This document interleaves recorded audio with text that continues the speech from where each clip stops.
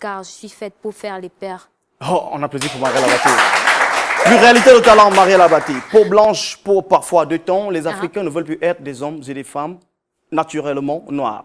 Prenons la lecture du continent, Marielle, sur la thématique. Bonsoir, Martin Amourou. Bonsoir, Martin.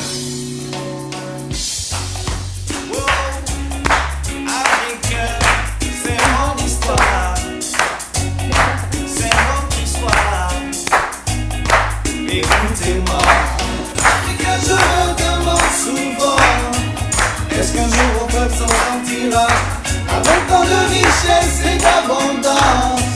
Nous sommes toujours là dans les bras. Africain, je me demande souvent, c'est cette malédiction. Avec tant de richesse et d'abondance, nous sommes toujours là dans les bras. Bonsoir, monsieur. Bonsoir, Toussaint. Je te présente Marielle Abaté. Bonsoir, Marielle, et bonsoir à vos chers Martin. publics depuis le monde entier. Surtout les femmes, cessez de changer de peau. Comment tu vas? Ça va très, très bien. Voilà. Phénomène qui repose sur le détournement des produits détournés de leur usage médical ou des produits parfois illicites. Éclaircir la peau pour être encore plus belle. Martin Amourou, quelle est la lecture du continent sur le phénomène? S'éclaircir la peau et au point de s'en détruire. C'est là le drame qu'on décrit aujourd'hui en Afrique. Tout de même, la vérité historique, parce qu'on tient à elle, nous révèle que dans toutes les civilisations au monde et dans l'histoire de l'humanité, ont au moins utilisé des peintures, des bijoux, des scarifications, mais surtout les fameux tatouages, qui sont vraiment loin d'être récents. Mais beaucoup d'historiens et d'observateurs situent la racine de la dépigmentation dans le premier temps des rapports et des relations entre les deux races, c'est-à-dire blancs et noirs. Lequel premier temps est relation qui feront de la couleur blanche une couleur emblématique. La dépigmentation, aujourd'hui, vue comme un déni de soi, serait née aux États-Unis d'Amérique.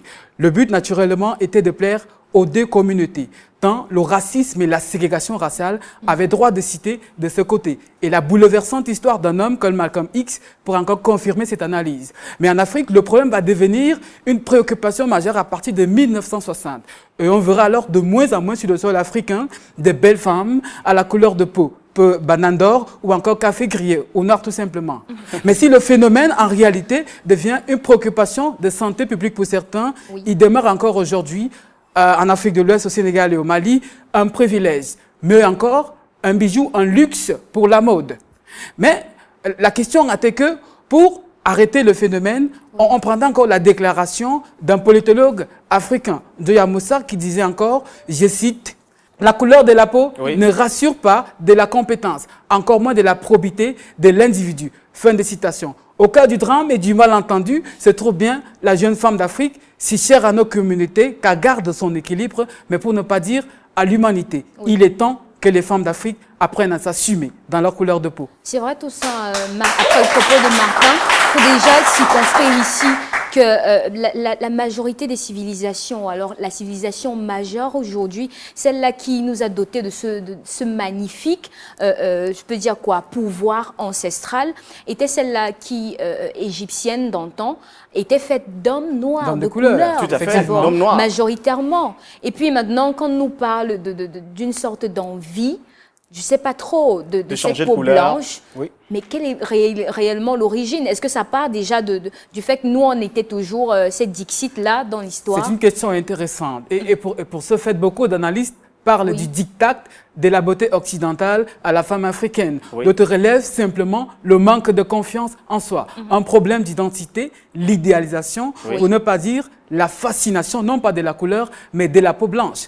Un historien à la condition noire, M. Pape Ndiaye, déclarait encore, depuis la France, qu'au-delà des normes économiques et politiques, il a existé l'imposition des normes d'esthétique et d'apparence à l'Afrique. En autre temps, comme France Fanon ira plus loin et parle du traumatisme post-colonial qui a fait des Africains une mentalité, mais alors un complexe d'infériorité. Tant l'insulte et l'imposition de ces faits ont été gravissimes. On se rappelle encore d'une déclaration d'un philosophe allemand qui déclare encore, je cite ici, « Le nègre représente l'homme naturel dans toute sa sauvagerie et sa pétulance. » Donc, le problème était assez grave, vu de cet angle de fait.